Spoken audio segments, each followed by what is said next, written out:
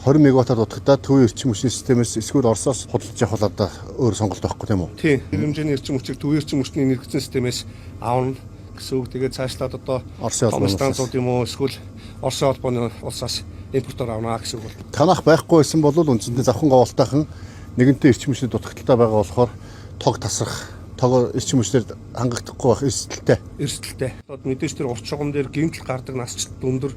Үүнээс болоод бас эрчим хүч тасалдах эрсдэл үүсдэг байсан. Манай станц ашиглалтанд орсноор хэдийгээр тэр шугам тасарсан ч гэсэн завхангой болтой 2 аймгийг тусдаа гарна гэж ярьдаг та эрчим хүчнийхэн.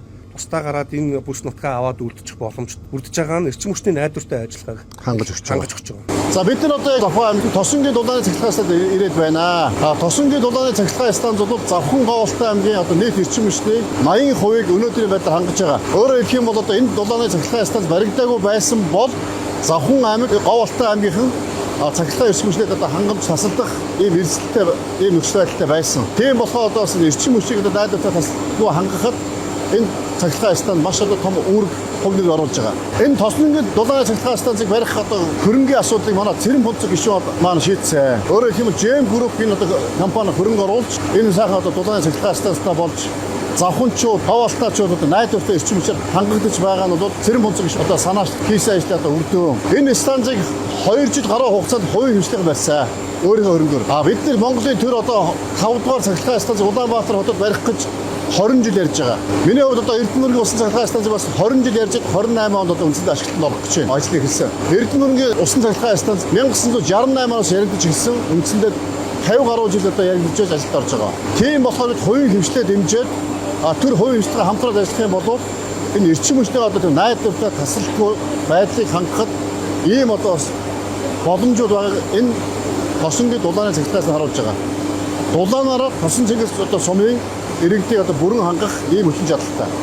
Бид нар Багнуур дулааны станц барих гэж байгаа. Багнуур барихсаа дулааны станц бид нар дулааны цахилгаан станц болгох юм бол Багнуур дүүргийн иргэдийг дулаан цахилгаан аль алиар хангаад явах боломжтой байдаг. Тийм болохоор дулааны станцыг 100 тэрбумаар барих уу 140 тэрбумаар өртөглөө дулааны цахилгаан станц барьж юм уу? Яг энэ шиг Багнуур хотын иргэдийг дулаан цахилгаан хоёулангаар хангах уу? Энийг одоо бас бид зөв шийдэл гаргах хэрэгтэй маа.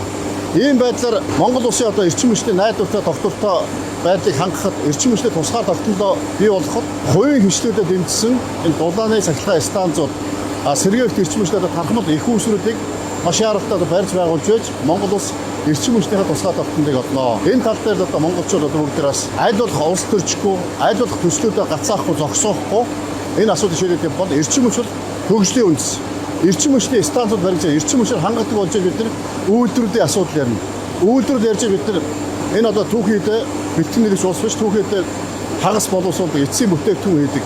Үүний дагс ажлын байр бий болдог. Монгол улсын эдийн засаг төлөв томрох, монголчууд ажилгүй орлогогүй ирсэн ажилтаа орлоготой боломжууд хүрдэнэ. Тийм болохоор хөгжлийн үндэс бол эрчим хүч, хөгжлийн үндэс бол зам. Энэ зам эрчим хүчнээ Монголын төр илүү анхаарах ёстой гэдгийг бас хэлье.